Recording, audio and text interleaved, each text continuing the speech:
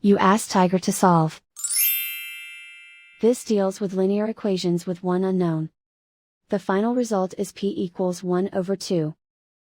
Let's solve it step by step. Simplify the expression. Expand the parentheses.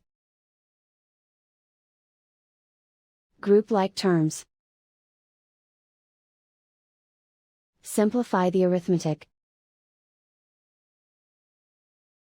Group all constants on the right side of the equation.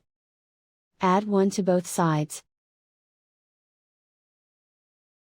Simplify the arithmetic.